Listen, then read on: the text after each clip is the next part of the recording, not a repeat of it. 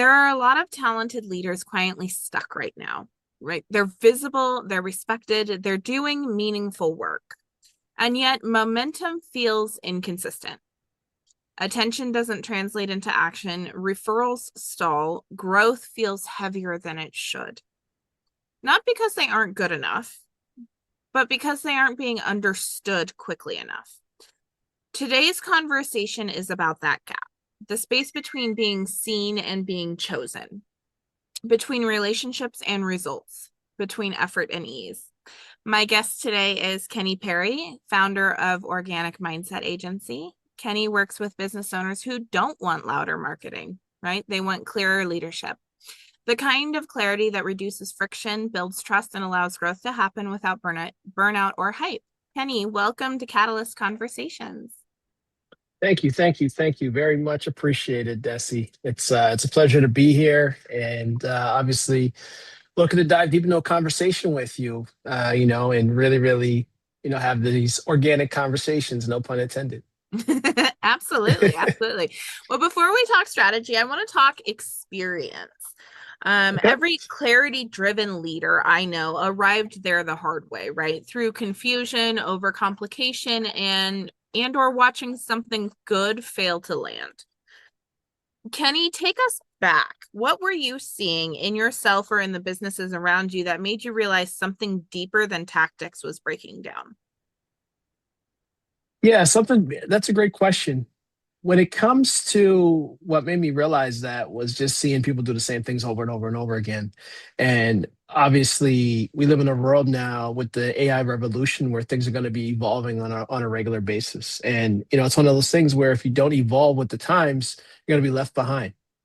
And what made me really dive deep into it is really helping people recraft their messaging, recraft their overall approach to make sure that they're able to connect with their ideal client profile. So that's what really made me come up with the concept of diving deep into the messaging to find clarity. Amazing. What I'm hearing in that is that there's this tension between capability and traction.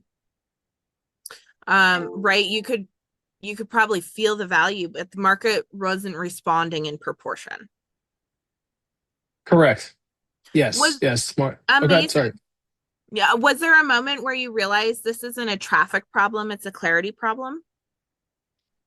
Yeah, absolutely. Because I mean, if you look at people's the way that they post, whether it's through social, whether it's through LinkedIn, whether it's through Instagram, whether it's through, email marketing, whatever it may be, a lot of the time it's the same fluff over and over and over again. I mean, how many times are you going to get somebody send a message saying, I can get you, 200 to 300 quality leads in a month? And, it comes off as generic, it comes off as spammy, and it comes off as overly salesy. So, being able to identify problems, being able to give a value proposition is something that I find is very, very, very important, and it can be effective if done properly.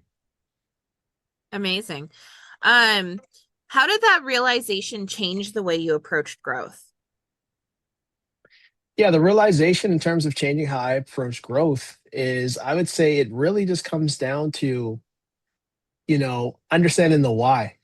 And when you understand the why and what drives you and what made you start your business or made you reach out to clients or made you collaborate with people, that's what really pushes you over the top to really, really figure, okay, you know what? The why is the reason that's going to make me want to push growth. The why is the reason why I'm going to find ways to align myself with strategic partners. The why is why I'm going to go network. The why is why I'm going to continuously, market my business or find somebody to help me with my marketing of my business or finding a coach. It all comes back to the why at the end of the day. I love that. That awareness alone is leadership, right? Because most people try to fix confusion with more output when what's needed in reality is refinement. 100%. Absolutely. Fine tuning messages is really, really, really important.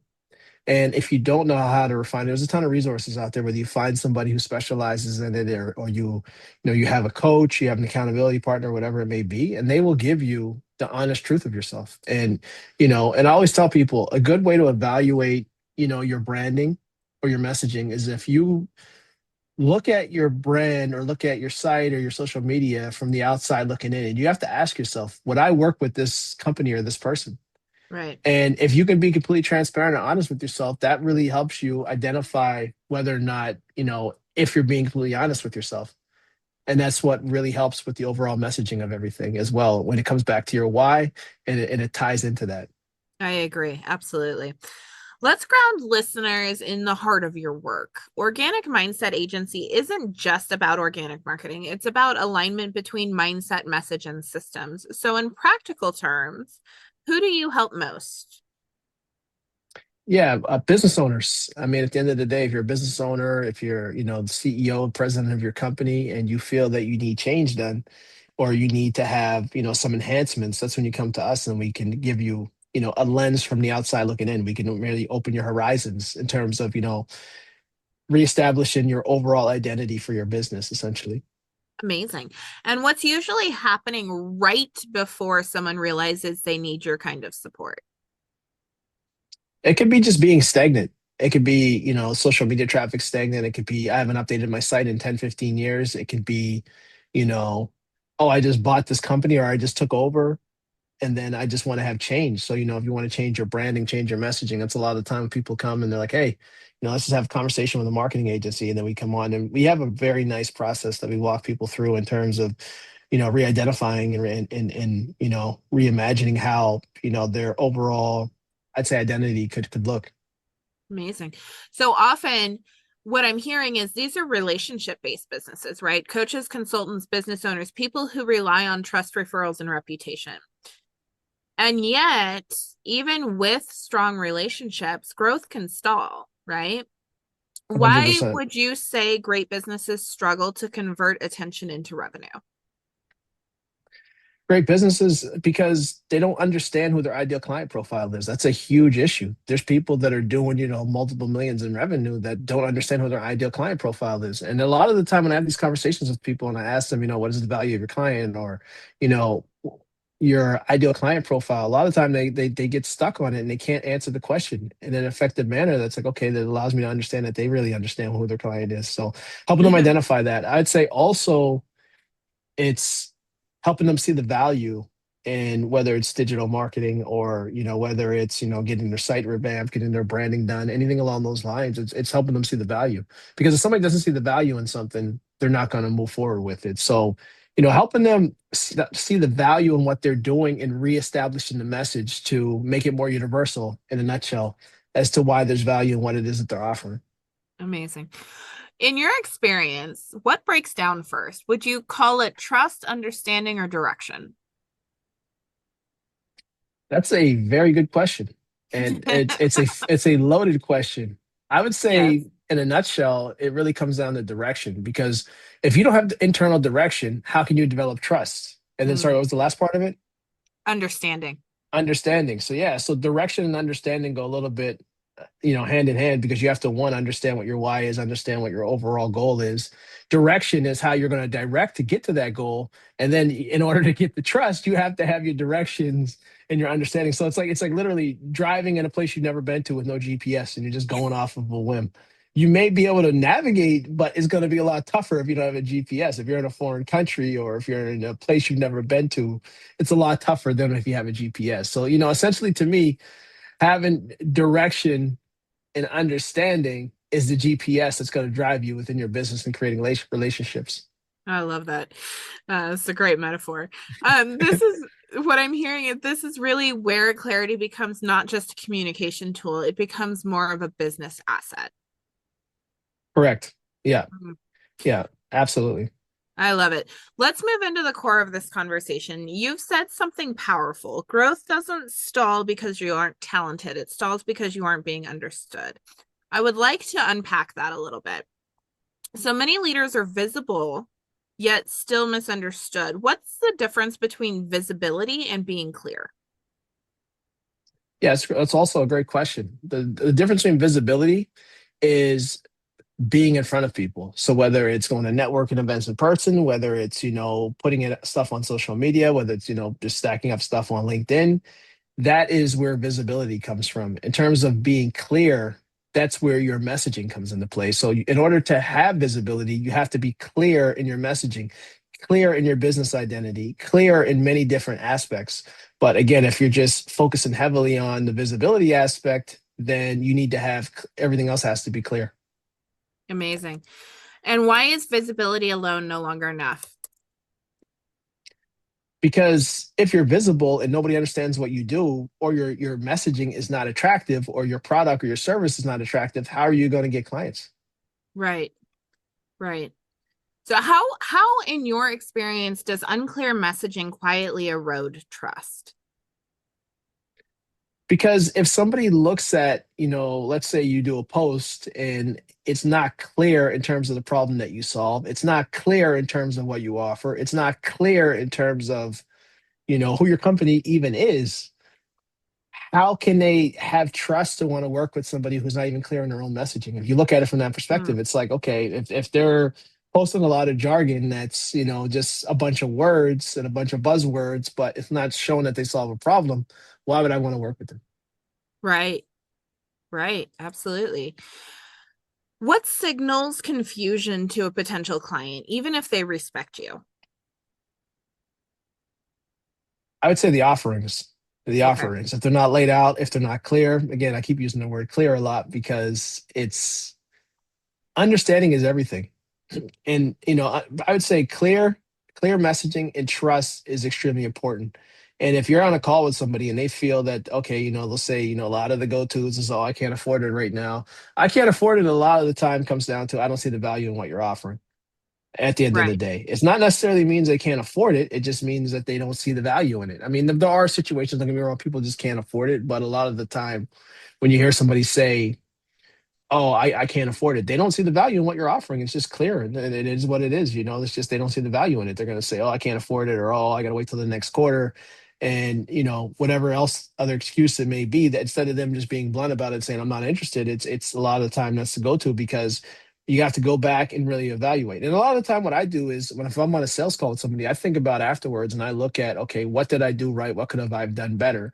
And figure out ways to improve. So you have to really be as transparent as you can be as possible to understand, okay, if you watch yourself, say for instance, if you record your meetings, for instance, and you go back and you look at it, and you have to look at it through the lens of, if I was somebody being sold to by myself, would I purchase this service or high ticket offer, or the a product, whatever it may be? You have to think of it through the lens of, you have to be harsh on yourself. You have to be your own harsh critic and look at it from the lens of, would I do this? Or even go to your friends, some blunt, honest friends, go to family members and tell them, look at my website, look at my social media. If you didn't know what I did and you went to the site, would you want to buy from me? And sometimes you may right, get some cold, harsh answers, but it's what you need a lot of times to be able to adjust and adapt to be able to really figure out, obviously how you're going to put yourself out there. right. This is clarity. I love this conversation because this is clarity that liberates. When people understand you quickly, they don't hesitate, right? They move. Hmm. So let's talk about cost because Hmm. confusion is expensive. Yeah. Where do you see unclear messaging slowing momentum the most? Yeah. I would say in terms of all assets, I mean, if all aspects, if you're going out and you're networking or you're doing cold outreach or whatever it may be, and if, it comes off as confusing or unclear, it's just people are going to shy away. They're not going to want to work with you. That's just how it is. Amazing. And I totally agree. I see that as well. How does it affect referrals, word of mouth, or first conversations? Well, people first and foremost, going back to the world of referrals, network, and strategic partners, however you want to call it, people refer who they like, know, and trust, and they know that you're good at whatever it is that you do. So if I'm going to refer somebody, let's say somebody who's a chiropractor, I'm speaking from personal experience of working with them, or based off of their reputation, whether it's through reviews, testimonials, or the knowledge that they have. So it comes down to being able to make sure that you form strategic alliances with people that will actually vouch for you, to want to make sure that you're getting yourself, obviously to show that you're bringing people, whether it's certain traffic coming to your site or just whatever it may be, to want to either book a call with you or at least have a conversation. And I feel that's Right, important. right, absolutely. Why does being good at what you do no longer carry the weight it once did? Because we live in an era now where it's almost like you have to be not so much braggadocious, but in the sense of you have to display some type of authority or confidence, showing that you have, you know, the moxie to really, really show that, okay, this is why, I'm good at what I do. And sometimes you can look at it as, it could be looked at as somebody who's bragging. It could be looked at somebody who, really, really believes in what you do. So like, for instance, if somebody on there who's a sales coach and they're talking about, oh, okay, working with me, you can, extra revenue by, 3 or 4 times. Yeah, okay, it sounds very generic. Okay, it sounds like everybody says that, but at the same time, they're establishing that they have the confidence and the authority to want to work with somebody. So, whether it's credentials that are listed on there, whether it's experience, whether it's through LinkedIn profile, whether it's on your site, you're showing that you are qualified and good at what you do. And that's important. So, I mean, you have to almost explain it. I mean, to just go and be behind the scenes and people are referring or hoping that, Google business profile will bring people in is not enough these days because we live in an era now where people have to really talk about what they do and show that they are good at what they do as well. Amazing. Amazing. You have such good insights here. And how does confusion show up emotionally for the business owner? Definitely that could show up on if they're on a sales call and there's the person on the other end that's getting an evaluation or getting a quote is confused about the quality of the product, the service, the offering, et cetera, and they're confused or they're unsure. So that really showcases it if there's not a will to want to purchase and move forward. Right. Right. Yeah. So I love this because confusion creates friction and Hmm. friction creates fatigue on both sides of the relationship. Hmm. Right. So this I want to move into something right now and it's on relationships and this might be my favorite reframe of yours. Relationships open doors and clarity is what closes the loop. What does that mean in real life? Yeah, absolutely. So repeat the question one more time. Sorry. Yeah. What does that mean in real life? Yeah. So, relationships open doors because you're trusted, you're liked, people believe in what you do. Or whether you've done something for somebody else. It's like even in general, like if you look at even real life, if I'm gonna have, a party and I'm gonna mix friend groups together, they may have nothing in common. They may be completely different because a lot of people have different friend groups and then they bring them together. You have to think in your mind, okay, I want to bring this person around this person because, they both have a common interest in investing. They might be completely different backgrounds, they grew up differently, different parts of the country, different, and then I just bring them together because of that common interest. So when it comes to relationship building, a lot of the time it's connecting people that may have something in common. Like, a lot of time you meet with people who are like master networkers, master connectors, they always ask who you're looking to meet. And then I'm sure they have a plethora of people that they can refer, but there might be something that they picked up that they look at it and they're like, okay, this person might have this in common with that person. So I'm going to try to, introduce them and let them take it from there. And the reason why they do that is because that makes it significantly easier for them to close the loop when it comes to clarity, essentially. So, something as a common interest a lot of the time can lead to actual business opportunities. If somebody went to the same college, if somebody likes the same sports team, if somebody works in the same industry, if somebody, is really into fitness, if somebody, is into making gourmet pasta meals. These are things off a common interest outside of work that can connect people to make them actually form a personable relationship that turns into a business relationship. Amazing. In your experience, how do relationship-based businesses support trust without selling? Yeah, how they support trust without selling. I would say in a nutshell, it's just being able to, I'd say, read people. I find a lot of the time people, it's not only just how well you speak, how good you look, whatever it may be. It's just if you have a certain aura to you that allows someone to feel that they can trust working with you, I feel that goes a long way. Being a likable person in today's era goes a long way. It's like, yes, it's great to be business minded or whatever. It's, obviously if you have a business coach, they may be a lot more harsh on you or whatnot. But when it comes down at the end of the day to referring business or wanting to work with somebody, it's if you're personable and people like you, that's gonna get you in the door at least halfway. Right, right, absolutely. Why does word of mouth stall when clarity is missing? Because I love this question because this is something that I get in networking a lot. Because when I meet someone and I'm thinking about, okay, who I can connect people to, I always ask somebody this. I say, please send me a quick paragraph. It can be like, 2 sentences, 3 sentences max on who you are and how you want to be introduced. Because, at the end of the day, I want to be able to give the strongest introduction that I could potentially do because I want to make sure that, that person is being introduced in a manner where, it's effective, it's strong, and it's through their words. So if I connect people, I want to be able to, it's a copy paste on both sides, and they'd be like, you two take it from here because it's like, okay, nothing was left out. It's not going to be like somebody introducing me. It's like, hey, meet Kenny. Yeah, they make websites. There's millions of people that make websites. There's millions of people that do marketing. So it's like, okay, they make AI powered sites within 21 days or less that are actually made with conversion focus, et cetera, et cetera. That's a much stronger introduction than somebody just saying, meet Kenny, they make websites. And that's through my lens, through my words. So when that introduction is made, they may go look at my profile, they may look at my website and they're like, oh, yeah, I would like to connect with this guy, see what he has to say.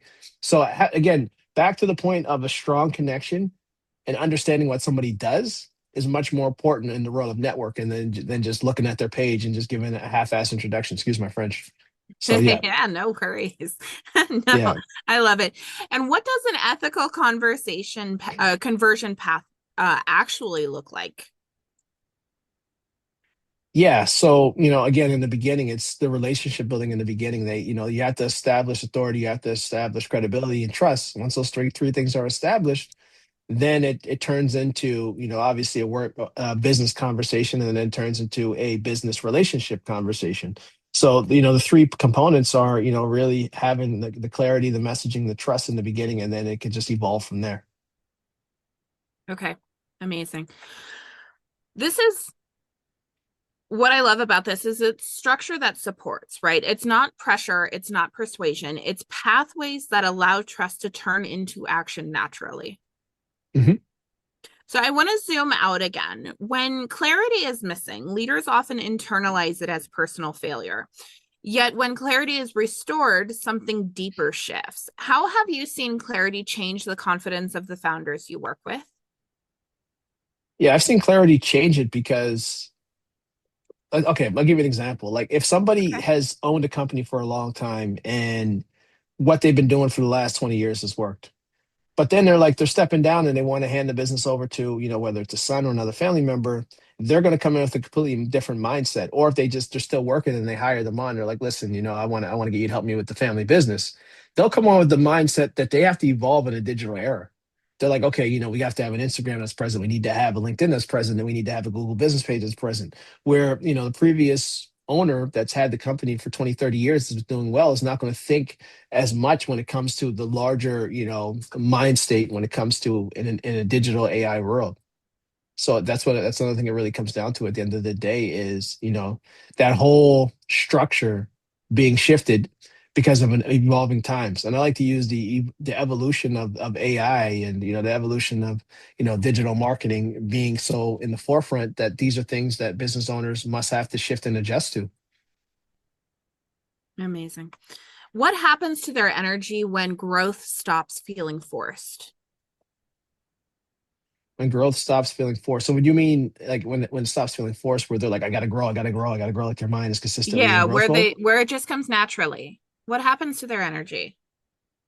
Yeah, I would say what happens a lot of time with their energy, they can become a lot more laid back because they're not worried about how they're going to get their next dollar. I feel that they can be much more selective in terms of who they want to work with as well. Because when you get to that point to where you can filter out who's going to be a bad client and a good client, because when they're in growth mode, a lot of the time people will take whoever they can take because they're like, okay, more business, more revenue coming in, but they're not really filtering out properly to be like, okay, you know what? They're not my ideal client profile, or they seem like they may not be a good client. Like, for instance, like I've had, especially when I first started, I would just take anybody and everybody. And I realized when you take anybody and everybody, that it's going to be more harm than good. And then you get to a point to where it's like, if somebody comes in and be like, I need leads, and you sense desperation, then it's like, I'm thinking it may not be the best fit because I know it takes some time to obviously, gain traction. And if there's somebody that's really, really, adamant about leads, then I can just filter it out right away and be like, okay, might not be the greatest fit just because I know that after, month one or two, as things are building traction, they're going to be stressed out about it. So being able to really filter and understand who will be a good working client and who wouldn't be, I find that's important. And I find that when you switch from growth mode to the point to where you're established, you have the luxury of really filtering and being able to filter that out essentially. Amazing. There's there's something profoundly human about this work. How do you personally ensure that growth stays sustainable, not just profitable, but healthy? Yeah, it's really understanding what has worked and understanding how we can enhance what can work even better. So when like a lot of times I speak to people and they're looking at potentially doing like a campaign or something, I want to find out what has worked. Why has it worked? What made you get to the point of building a system that's worked effectively because of this? And then when I'm able to determine that, that's able to make my strategy be a lot more easier. So, understand like when you really have those conversations with people, you want to make sure that you understand you're able to determine what has worked for them. Right, right. Yeah. What boundaries protect clarity over time? Boundaries that protect clarity over time. I would say not going out of your wheelhouse. Like if you have a certain skill set or certain expertise that you have, and you have somebody that might be a potential client or asking you a question, don't try to exert yourself to do something that you can't do. So you have to set a boundary to be like, I am great at X, Y, and Z. And if I'm good at X, Y, and Z, why am I going to extend myself to try to do something that I know I can't do just to basically presume a client or upsell something? So having strategic partners that you can align with in that sense to where it's like you can lean on them, potentially, have a white label situation or potentially have a partnership collaboration and they master what it is that, the client might be looking for. So that's what I feel is setting the boundary of not trying to do what you can't do and have strategic alliances lined in place to allow you to be able to adapt. Amazing. Absolutely. How do I absolutely love this conversation. How do mindset and systems work together to prevent burnout? Yeah, mindset is the foundation of everything. It's when you wake up, and I'm passionate about that word, as you could tell. It's the foundation of everything. It's definitely something that when it comes to your overall internal frameworks, where it's like, okay, you wake up in the morning, you wire yourself a certain way. It's like, all right, I'm gonna go to the gym, I'm gonna hit my bench press max, my squat max, I'm gonna run X amount of miles on the treadmill, and then it's like, okay, whatever my sales goal may be, whatever my day to day may be, for whatever reason, it's put you in a sense of growth because you're consistently trying to lock yourself in to focus on something, and that's the main thing when it comes to mindset. And sorry, can you repeat the other part of the question? Uh, I just asked, how do mindset and systems work together to Okay, yeah, and prevent systems, burnout? yeah. Mm-hmm. Okay, yeah. So systems on the other end is, well, you have to have the mindset to set the systems in place. So if you have an automation system set up where where there's newsletters going out, or you have an outreach system going out, you want to be consistent with it. So when it comes to the mindset and systems, the biggest word for me is consistency. Because if you have a system in place where you're posting every day on social media, that's part of the mindset because you have that mindset to get you there to the point to where you're actually doing it.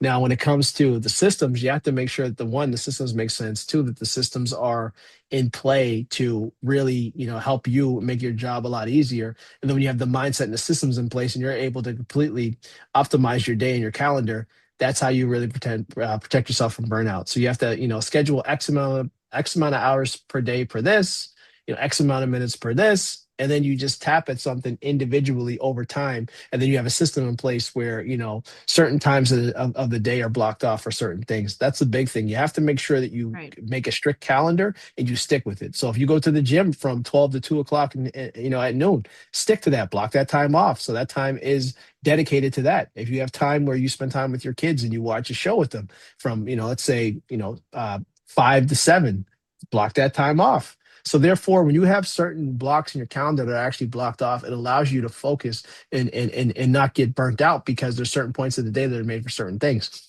Or for instance, you take a Sunday and you work from, I don't know, 9 to 12. That's where you're creating content for the week. You do everything in bulk. Therefore, you can really optimize the schedule. So therefore, you're not going to feel like you're in burnout mode. If you Right. went to a networking event and you want to filter through who you met at that networking event, taking an hour and a half on a Friday, they'd be like, okay, who did I meet? Why would they be good to connect with? You have that time. So every single point of your day, if you optimize it, and you can even use AI to help you with that, it'll make your life significantly easier. Mm. It's incredible. This is soul that sustains is what I'm hearing, right? Growth Hmm. that doesn't require you to betray yourself.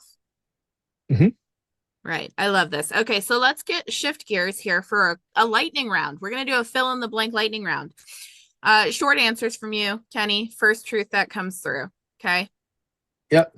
Most businesses don't struggle because they lack Clarity. confusion shows up first as. Unsure. Okay. One sign your message needs simplifying. No leads. Trust breaks down before the first conversation when.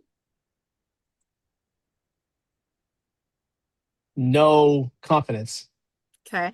And one practice that keeps your leadership clear and grounded. Consistency. I love it. What stays with me from this conversation is this truth, right? People don't hesitate because they don't believe in you. They hesitate because they're confused. And confusion isn't solved by more effort, it's solved by clarity. Kenny, your work is a reminder that leadership today isn't about doing more. It's about being understood more quickly, more clearly, and more honestly. So I want to say thank you to you for bringing this depth, restraint, and integrity into the conversation. If Thank you. growth feels heavier than it should, don't ask, how can I push harder, right? Ask instead, where am I unclear? What might my audience be struggling to understand? And what would happen if clarity, not hustle, led the way? That's the kind of leadership that creates momentum without burnout. So again, thank you, Kenny. This was a fantastic conversation, and we'll see you next time on Catalyst Conversations. Thank you so much, Desi. Much appreciated. It was a pleasure having this conversation, and hopefully there's some great insight on here.